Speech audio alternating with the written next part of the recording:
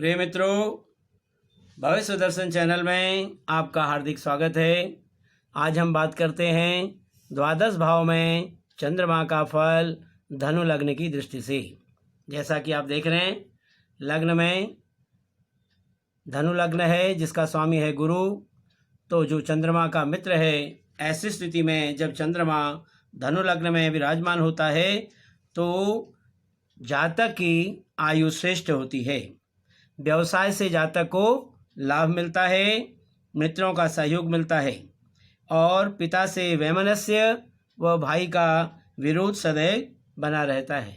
यहीं से सातवीं दृष्टि से जब चंद्रमा जाया भाव को देखता है, स्त्री भाव को देखता है, सप्तम भाव को, तो ऐसी स्थिति में स्त्री का पूर्ण सहयोग जातक को मिलता है और यदा कदा आकस्मिक रूप से हानि की संभावना भी बनी रहती है।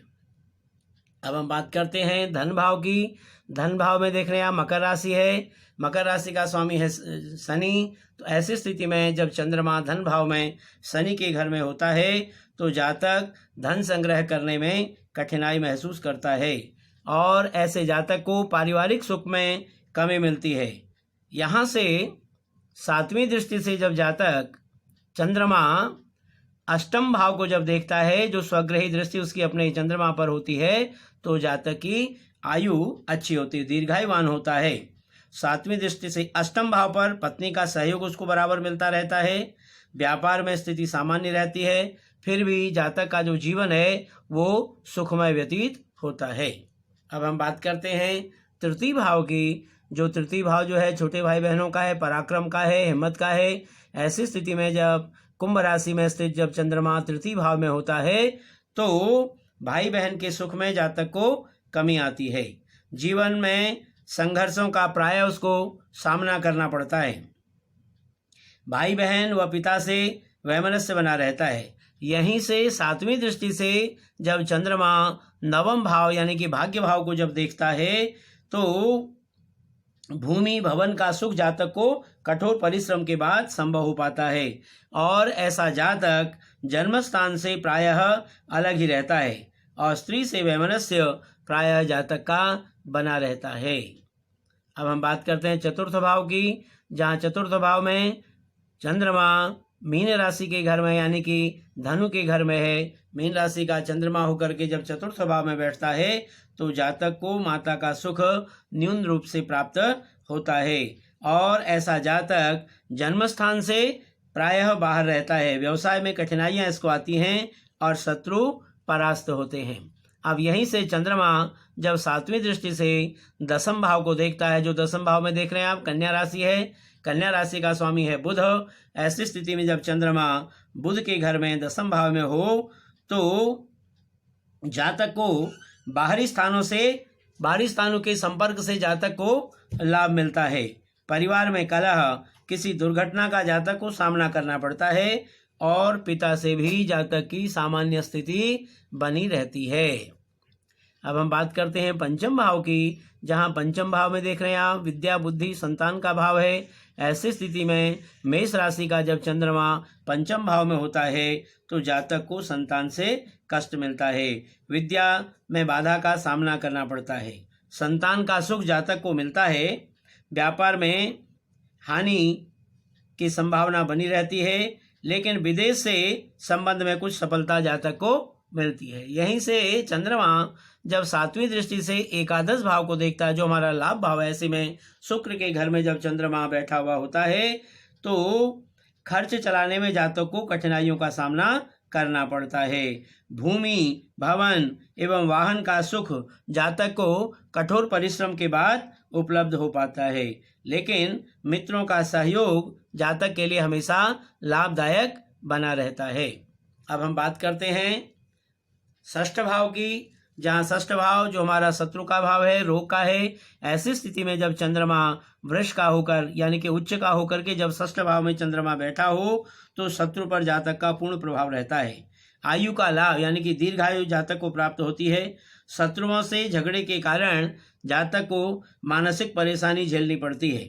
यहीं से सातवीं दृष्टि से जब चंद्रमा द्वादश भाव को जब देखता है, जो उसका व्यय का भाव है, विदेशी बाहरी स्थानों का भाव है, ऐसी स्थिति में चंद्रमा की नीच दृष्टि, यहाँ पर देख रहे हैं आप वृश्चिक का चंद्रमा है जो नीच का माना जाता है। द्वादश भाव में जब नीच का चंद्रमा बैठा हो तो बाहरी स्थानों से जातक को लाभ तो मिलता है, लेकिन खर्च के संबंध में चिंताएं बनी रहती हैं। पत्नी के भाग्य के कारण जीवन में कुछ सुख की प्राप्ति इसको होती है। मित्र एवं भाई बहन का सामान्य सुख जो है जातक को प्राप्त होता है। अब हम बात करते हैं सप्तम भाव की, जहाँ सप्तम भाव में देख रहे हैं आप मिथुन राशि है। मिथुन राशि का स्वामी बुध जो चंद्रमा का मित्र है, ये जाया भाव है। ऐसी स्थिति में जो है जब चंद्रमा सप्तम भाव में मित्र के घर में बैठा रहता है तो ऐसे जातक को स्त्री से तो कष्ट प्राय मिलता है, व्यवसाय में कठिनाइयां से आती है, आयु का लाभ जातक को पूर्ण रूप से मिलता है। यहीं से सप्तम दृष्टि से जब चंद्रमा लग्न को देखता है, धनु राशि के घर को जब देखता है लग्न में, तो ऐसी स्थिति में जातक स्वास्थ्य जातक का अच्छा नहीं रहता है। पिता का सुख जातक को सामान्य रूप पर मिलता है। परिवार का खर्च ऐसा जातक सदा भागदौड़ कराता रहता है। अब हम बात करते हैं अष्टम भाव की, जहां पर अष्टम भाव में देख रहे हैं चंद्रमा स्वग्रही होकर के बैठा हुआ है। ये जो है हमारा आयु का घर है। ऐसे समय में जातक को आयु पूर्ण रूप से मिलती है, दीर्घायुवान होता है। समय समय पर धन का लाभ इसको मिलता है। विदेश से इसका व्यापार अच्छा चलता है। अब यहीं से सातवीं दृष्टि से जब चंद्रमा द्वितीय भाव पर अपनी दृष्टि रखता है, जो शनि का घर है मकर राशि का, ऐसी स्थिति में जब द्वितीय भाव पर होता है तो भाई बहन एवं माता का पूर्ण सुख जातक को मिलता है। पत्नी सुंदर एवं गुणवती मिलती है। कई बार घातक बीमारियों व संकटों का सामना जातक को करना पड़ता है, फिर भी हम ये कह सकते हैं सामान्य तौर पर जातक का जीवन सुखी रहता है। अब हम बात करते हैं नवम भाव की, भाग्य भाव की। ऐसी स्थिति में जब सिंह का चंद्रमा भाग्य भाव में बैठता है तो जातक को भाग्योन्नति में परेशानी का द्योतक है। पिता का विरोध प्राय इसको झेलना पड़ता है। व्यापार में लाभ इसको मिलता है। नौकरी में पदोन्नति इसको मिलती है। लेकिन यहीं से चंद्रमा सातवीं दृष्टि से जब तृतीय भाव को, जो छोटे भाई बहनों का भाव है, हिम्मत का है, साहस का है, पराक्रम का है, ऐसी स्थिति में जब चंद्रमा की दृष्टि तृतीय भाव पर होती है तो भाई बहन का सुख जातक को पूर्ण रूप से मिलता है। कठोर परिश्रम द्वारा समाज एवं राज्य से प्रशंसा इसको मिलती है और सम्मान मिलता है। लेकिन शरीर जो है कमजोर रहता है। अचानक हानि के योग भी बने हुए रहते हैं। अब हम बात करते हैं दसम भाव की, जहां दसम भाव में देख रहे हैं आप कन्या राशि है। कन्या राशि का स्वामी बुध है जो चंद्रमा का मित्र है। ऐसे मित्र के घर में जब चंद्रमा दसम भाव में होता है तो जातक को राज्य एवं व्यवसाय में परेशानियों का सामना करना पड़ता है। आयु पूर्ण मिलती है। लेकिन सातवीं दृष्टि से जब ये चौथे भाव को देखता है तो जातक को भूमि, भवन व माता का पूर्ण सुख ऐसे जातक को प्राप्त होता है। संतान के कारण कभी कभी कष्ट की अनुभूति होती है। स्त्री पक्ष से सुख की प्राप्ति होती है और यात्राएं लाभदायक सिद्ध होती हैं। अब हम बात करते हैं एकादश भाव की। एकादश भाव में आप देख रहे हैं यहाँ पर तुला राशि है। तुला राशि का स्वामी है शुक्र। तो आय भाव में जब शुक्र का चंद्रमा बैठा होता है तो जातक को कुछ लाभ की प्राप्ति होती है। ननिहाल से संपत्ति का योग भी बना रहता है। मित्रगण धोखा देते हैं। और यहीं से चंद्रमा जब पंचम भाव को देखता है अपनी पूर्ण दृष्टि से, जो हमारा विद्या, बुद्धि व संतान का भाव है, ऐसी स्थिति में जब चंद्रमा की दृष्टि पंचम भाव पर होती है तो संतान से कष्ट जातक को मिलता है। विद्या में कमी बनी रहती है। पत्नी का सुख तो पूर्ण रूप से मिलता है और भूमि, भवन व वाहन के सुख में जातक को प्रायः कठिनाइयां आती हैं। अब हम बात करते हैं द्वादश भाव की, जहां पर द्वादश भाव में आप देख रहे हैं वृश्चिक राशि है। वृश्चिक राशि का चंद्रमा नीच का होकर के यहाँ बैठा हुआ है, नीच का माना जाता है। ऐसी स्थिति में जो हमारे खर्च का, बाहरी स्थानों का भाव है, तो जातक को खर्च के संबंध में कठिनाइयां आती हैं। लेकिन बाहरी स्थानों के संबंध में जातक को लाभ मिलता है।